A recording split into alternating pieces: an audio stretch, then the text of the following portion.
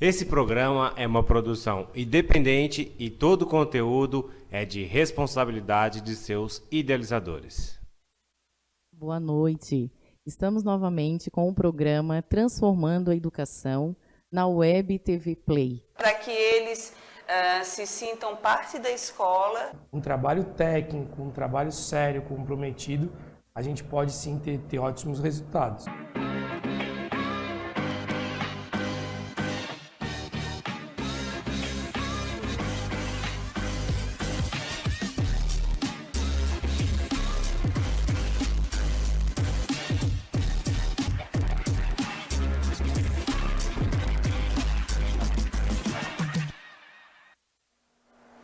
Olá, boa noite. Estamos aqui na Web TV Play com o programa Transformando a Educação. E hoje nós temos a alegria de receber o arquiteto Tiago Bortalança. Boa noite, Tiago. Seja bem-vindo. Obrigada por ter aceito o convite. Boa noite, Sheila. Tudo bem? Tudo bem. Então, agradeço muito o convite. É com grande prazer que eu estou aqui hoje, à noite, né, uma quinta-feira, e para a gente ter uma boa conversa.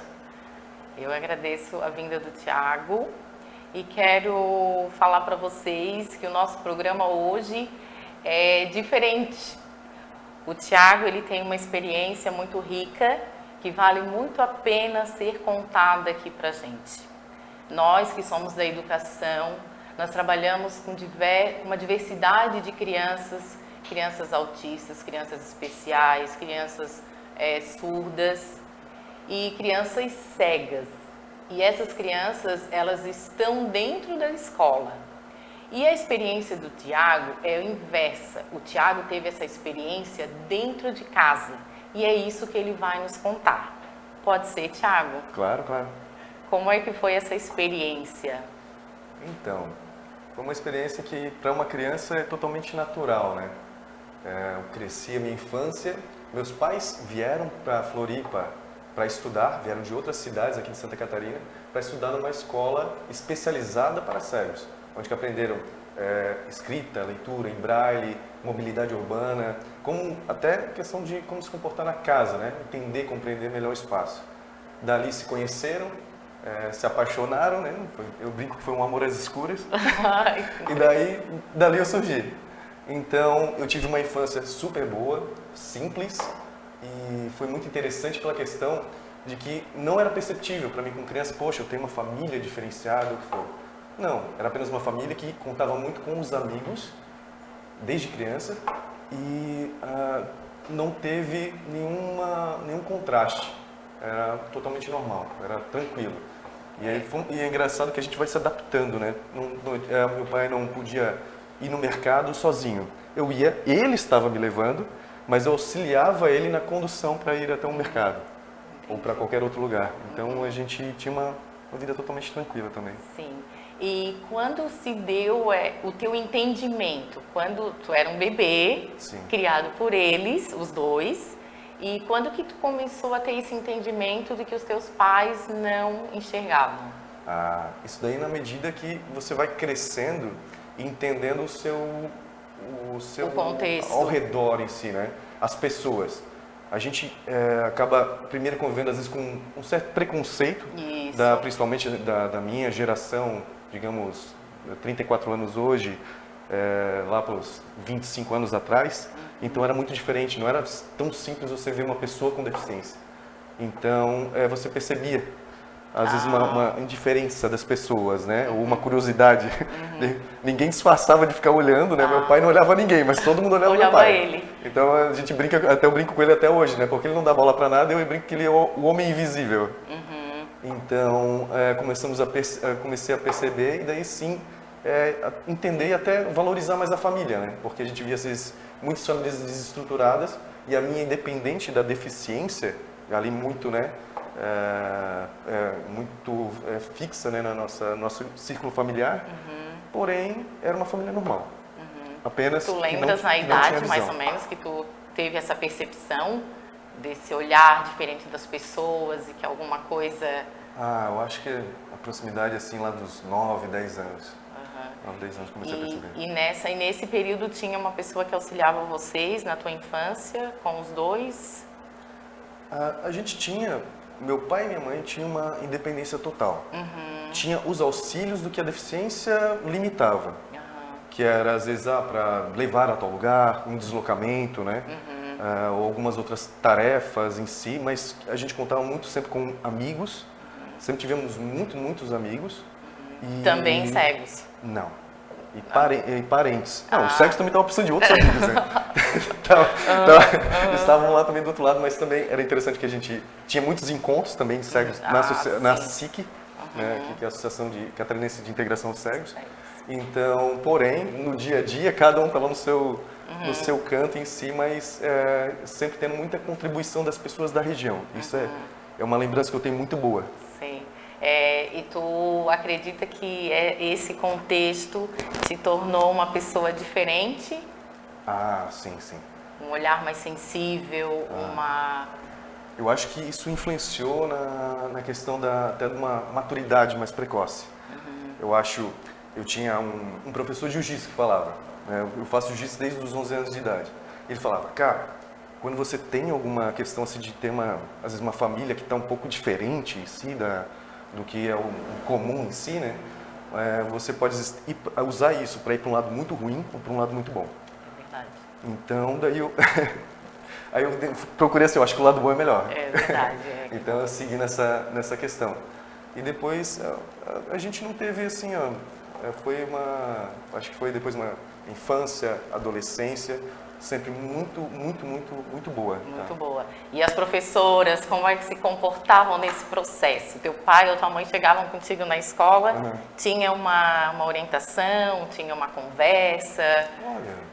Foi tranquilo esse movimento? Então, eu imagino que foi muito tranquilo por eu não ter lembrança de diferenciações de problemas. Sim, joia. Vamos dizer, eu acho que nesse relacionamento com os professores, independente da deficiência, é uma questão de como que o comportamento da criança em si, né? E a relação dos pais. Às vezes tem um pai que, independente que enxerga ou não, vai dar atenção ou não para o filho, né? Ou joga a responsabilidade toda para a escola, Exatamente. o que for. Então, acho que já é uma questão mais de caráter, de personalidade do ciclo familiar, né?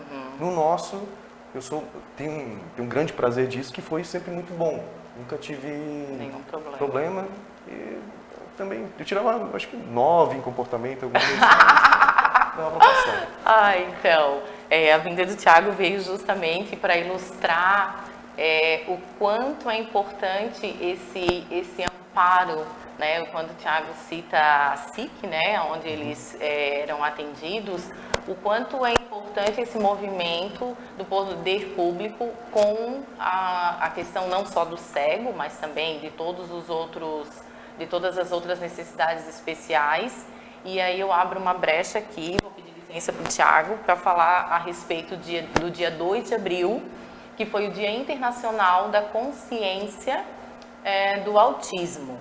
Né? Então, vale lembrar que, assim como várias pessoas postaram nas suas redes sociais o Dia do Autismo, 2 de abril. Não basta só a gente se conscientizar, a gente precisa chamar a atenção do poder público para dar condições para que esse autista esteja na sala com todos os seus direitos garantidos. Porque o que acontece hoje? A família vai até o médico, que é uma dificuldade para conseguir o diagnóstico. Quando consegue, a dificuldade não pelo médico, gente, que fique bem claro, porque até conseguir um neurologista que pode dar esse diagnóstico demora. E quando acaba conseguindo o diagnóstico, a criança já está na fase de que precisaria estar sendo atendida. Pois bem, a partir do momento que tem o diagnóstico, a criança tem direito ao segundo professor. Muitas vezes, além de uma criança com necessidades, os professores recebem 2, 3, 4 necessidades diferentes na mesma sala. Então, não basta apenas o professor, basta também um fonoaudiólogo, às vezes um fisioterapeuta. Então, a gente precisa chamar atenção para as diversas especificidades de cada criança, porque cada uma é uma e tem a sua característica própria e a sua necessidade diferente. Então, eu peço aqui a atenção de todos vocês que estão nos assistindo, para que nós juntos a gente tenha um olhar mais específico para essa questão, ok? continuando, o Thiago já me falou que os pais dele receberam atendimento especializado, né?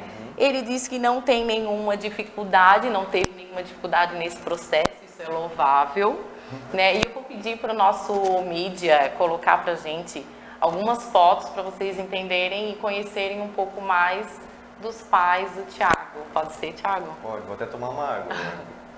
Então, ali tem uma foto do Thiago bem bebezinho, né? Os dois ali com o Thiago no colo.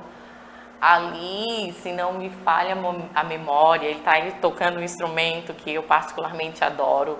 Ele toca gaita, Thiago? Sim, sim, sim. Olha, gente, que interessante.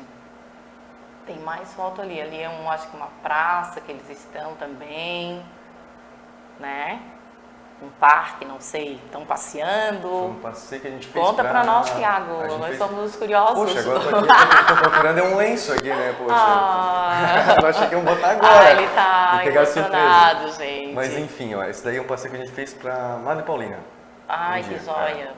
É engraçado. Esse daí já é lá na casa deles. A minha cachorrinha, que eles só querem do período da tarde. A minha cachorrinha tá perdida ali no meio ali. Ai, por que só o período da tarde? Porque daí é o período que ela não quer fazer xixi e cocô. Aí depois ela pega e me devolve, daí não precisa botar comida. Eles só querem pro bom, né? Pro bom. Tá. Aí depois o filho já tá eles na hora. Eles têm direito, né? E a cachorrinha já começa a chamar. Né? Mas se não, ela ficou o dia todo assim, ó, agarrada neles. Joia. Aí, ali eles estão jogando... Não, aí é, por exemplo, da minha parte da casa masculina, né? Daqui a pouco, não conta tá já. E ele gosta de experimentar as coisas que eu recebo, ele é muito curioso, meu pai. Então daí eu tenho que botar e ele fica tateando tudo e vendo... claro, porque é a maneira que ele tem de conhecer, né? Daí a gente fica brincando já meio que de um esconde-esconde, né? Ele não precisa esconder nada, mas ele fica tendo que adivinhar as coisas. Entendi. Nossa, que interessante.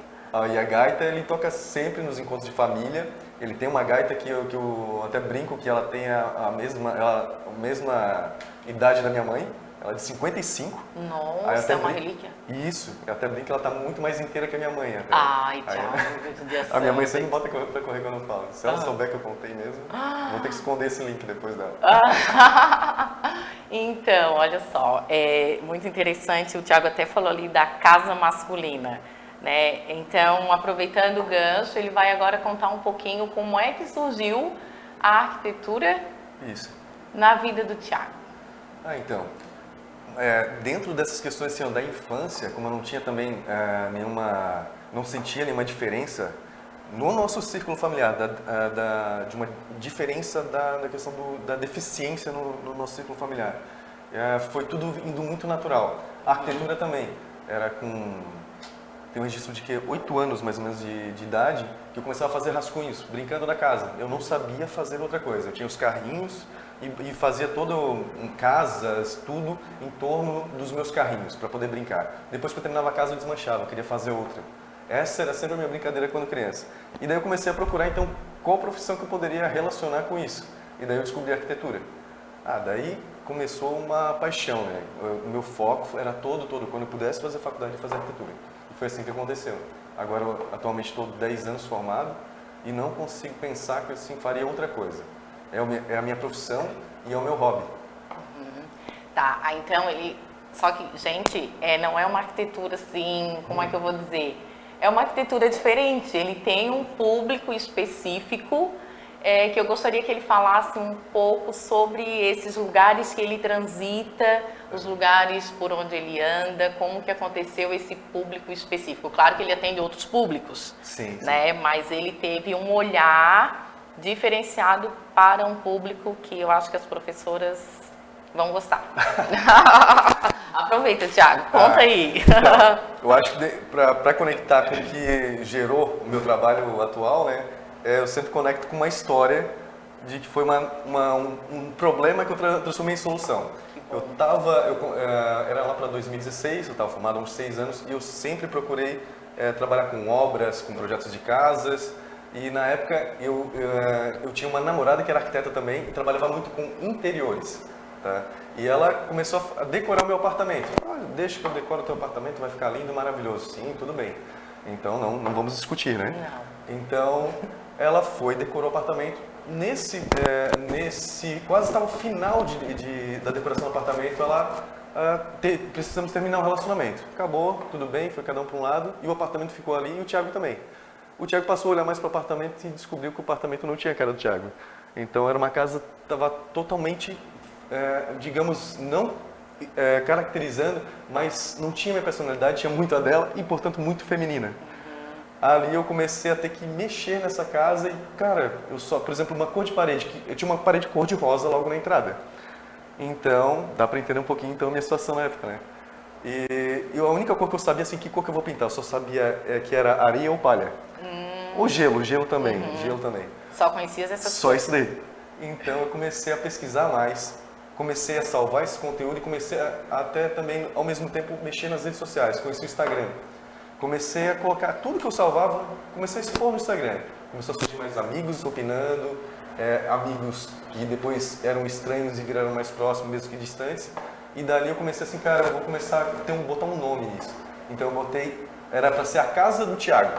Mas o que eu tinha que enfatizar na época era o masculino. O Thiago era masculino. Então virou a casa masculina. Ali eu comecei a mostrar toda a reforma do meu apartamento e comecei a tomar gosto pelo assunto e ver que não tinha no mercado digital, em âmbito nacional principalmente, não tinha nada que conversasse tanto e que olhasse para os homens para que eles se sentissem à vontade como eu estava procurando também. Aí que foi crescendo a casa masculina desde 2016. E atualmente o foco que eu tenho um escritório de arquitetura, onde que eu trato de clientes comerciais, de casais, de N formas, porém, em questão nacional, me procuram muito para fazer projetos masculinos, onde os homens precisam entender melhor o espaço em que vivem e não de ser uma casa, digamos, a gente brinca também na arquitetura que é man cave, um espaço, uma caverna do homem, uma coisa muito estereotipada, não. É uma casa onde ele possa se entender, onde ele possa ter uma melhor convivência e uma qualidade de vida, né? Um bem-estar no seu espaço. Anteriormente a gente estava conversando e o Thiago falou uma coisa que eu achei bem interessante. Quando ele tocou num assunto que ele falou que o homem ele não se via como tu usou as partes do corpo, né? Uma barba. Isso. E tu pode falar um pouco sobre Falo. como é que era que os homens se viam e aí a partir desse teu olhar também que despertou esse interesse para modificar o teu local que tu reside, né? Que tu moras, é a tua casa, gente. Então, nessa questão do local que você reside, começou pelo corpo. Isso, né? pelo corpo. Então, o nosso primeiro local era a questão do corpo. Então, o homem não tinha muita questão assim, qual a roupa, eu vou ser talvez fresco, ou o que for, se eu cuidar mais de mim, se eu cuidar da minha roupa correta, eu fazer isso. Ou também se eu cuidar mais da pele, se eu cuidar do cabelo, da barba. Eu, por exemplo, ano passado eu não sabia que eu tinha barba. E eu peguei e deixei, eu tive uma barba com 3 dedos até. Daí chegou o verão e não aguentei mais. Mas foi também uma experiência, porque eu tinha mais informação. Eu conseguia saber qual a melhor roupa cair em mim, como fazer o melhor corte de barba adequado a mim e ter esses cuidados em si. Então, esse cuidado aqui na pessoa. Porém, essa pessoa vive num espaço. E essa questão onde chega a casa masculina. E entre a pessoa que quer se cuidar, quer ter um bem-estar em si, no seu espaço, possa ter mais informação. Esse é sempre o objetivo. E essa virou a nossa comunidade, onde eu chamo sempre de amigos do Brasil inteiro, que procuram para ter mais essa informação, essa relação com o seu espaço, seja em decoração, a gente usa muito temas também de decoração, de organização. Organização na minha vida foi tudo. Eu achava que a minha casa era uma bagunça, né? Um termo menos complicado, mas era uma zona mesmo. E o culpado era eu. Não, era porque eu não tinha informação. Sim. Em tudo. Minha casa está mal iluminada. Você não tem a informação para saber o correto. Nesse ponto, você vê até onde que pode corrigir pessoalmente ou saber quando procurar um profissional, estar convicto que é um bom investimento. Sim, joia. Nós estamos chegando ao final, por incrível que pareça, mas a gente ainda vai conversar mais. Vamos fazer de conta que o mídia não está ouvindo, ele nem está ali. E assim, ó, eu quero, antes de finalizar com outro assunto, eu gostaria de agradecer muito aos pais do Thiago. Qual é o nome deles, Thiago? Moacir e Acioni. Moacir. Moacir e Acioni. Moacir, o seu Moacir e a dona Acioni. Eles vão ouvir depois. E dizer para eles que assim, ó, o Thiago é um diamante, né? E ele hoje, ele tá só sendo resultado do que vocês plantaram. Eu quero muito agradecer vocês dois, porque isso para nós que estamos assistindo, para nós que temos o objetivo do programa que é transformar a educação, a história de vocês, ela realmente transforma a nossa história, transforma a nossa vida. Thiago transforma os nossos conceitos e alguns preconceitos, né? Então quero agradecer muito aos seus pais, muito a você por estar aqui, pelo menino brilhante que você é. Parabéns pela tua história. Se tornou um grande profissional, né? A gente sabe que ele não falou, gente, pela questão da humildade, mas ele dá palestras, ele vai para São Paulo. Então ele é um menino, realmente ele é um diamante. Muito obrigada. Obrigado. Tá? Parabéns pela tua história. E eu vou aqui agora pedir para o Luiz colocar... Ai, obrigada, Luiz. Tem colinha? Gente, eu já tinha até esquecido do Facebook. Boa noite, Thiago e Sheila. Parabéns, o Toninho. O Toninho. Toninho, um beijo. Quero te agradecer também, porque é um próximo que virá aqui no programa. Não digo próximo, né? A agenda dele é bem corrida, mas é um ser humano maravilhoso, o Toninho da educação, que agora nesse movimento, nesse momento do Covid-19, ele está aí com uma grande trajetória, entregando cestas básicas, entregando almoço nas comunidades menos favorecidas. Toninho, um grande beijo pelo projeto social que tu desenvolve na comunidade do bairro Ipiranga, né? O presidente da FEAP, né? Um outro ser humano assim maravilhoso que faz total diferença para a sociedade. Um grande beijo e muito obrigada, porque foi através do Toninho que eu conheci o Thiago. A Camila Dias, Sheila, parabéns, obrigada. A Nataele, beijo, muito obrigada. O Zizo, ai, obrigada, gente. Muita gente ali, ó, seguindo a gente. A Jusceline, um beijo. A Jusceline é lá do Rio Grande, gente. A Alda sempre nos acompanhando. Elaine Cristina, muito bom, obrigada, Elaine. O Sérgio, gente, o Sérgio é o patrão. O Sérgio, um beijo pra ti, tá? O Sérgio também, ele tá com, gente, a Open Beer, não posso esquecer de falar. Estão com aulas online, não é verdade, Luiz?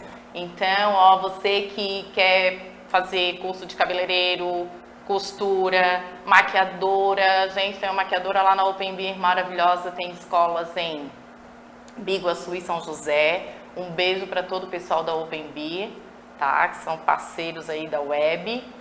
E faltou um povo, né, Luiz? Não faltou?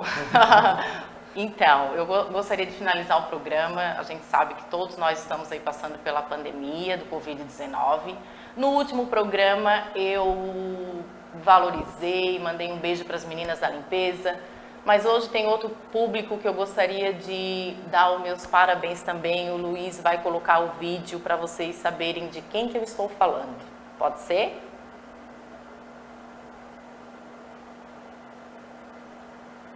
Nesse momento, a gente só vê uma saída para essa crise econômica trazida pela crise sanitária desse maldito coronavírus. É o agro.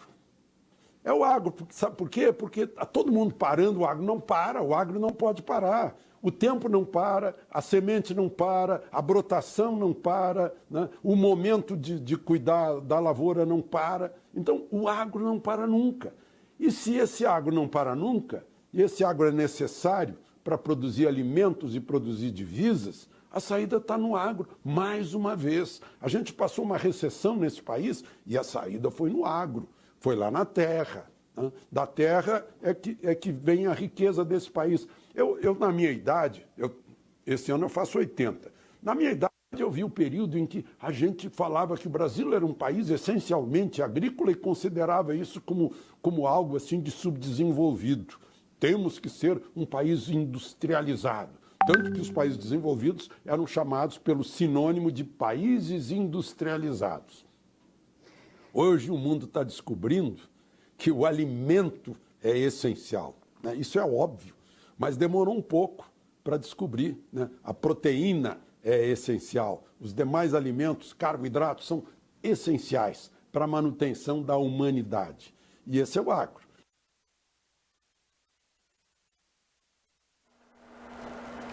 Então, gente, fica aí o vídeo para a gente ter uma consciência, um respeito, um carinho todo especial para os agricultores, porque nesse momento de pandemia, ninguém vive sem médico, ninguém vive sem o pessoal que faz a higienização nos hospitais, mas nós todos não sobrevivemos sem os agricultores. Porque se o alimento chega no mercado, são eles que fazem a produção, que plantam a sementinha, esperam ela germinar. Então, assim, nós, enquanto educadores, a gente tem que sim que continuar valorizando as hortas para nossas crianças terem também essa conscientização e essa valorização de onde vem o alimento. Um beijo, vou pedir agora para o Thiago deixar a mensagem final para os nossos seguidores. E com essa responsabilidade, então?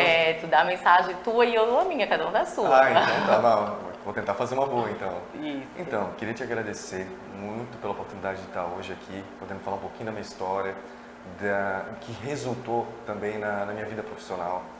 A gente sempre fala, às vezes, muito, eu convivi muito tempo com a deficiência, convivo até hoje, e eu sempre falo assim que o principal, acho que independente assim, às vezes, de problemas, questão de financeira ou de desestruturação familiar, o que for, eu acho que a questão é o caráter, avaliar as pessoas sempre pelo caráter. Então, independente de qualquer diferença que for do cultural, uma pessoa cega, uma pessoa surda ou qualquer outra questão, avaliar ela pelo caráter, pela força de vontade que ela tem, e é nisso que eu sempre me baseei. E é isso. Muito obrigada mais uma vez. Quero agradecer todas as pessoas que estão nos assistindo. Mais uma vez agradecer o Toninho da Educação, agradecer o Thiago por estar aqui, todos os nossos colaboradores, apresentadores da Web TV Play. E quero dizer também a todos os meus irmãos de fé que fizeram uma corrente de oração para as nossas colegas que estão ainda hospitalizadas por conta do Covid-19. Mantenhamos as nossas orações, a nossa fé. A nossa colega Alzira, que hoje se recuperou, já deu 10 passos, então a gente está muito feliz. E um grande beijo, e nunca vamos nos esquecer que toda ação começa pelo nosso querer. Um grande beijo e até o próximo programa.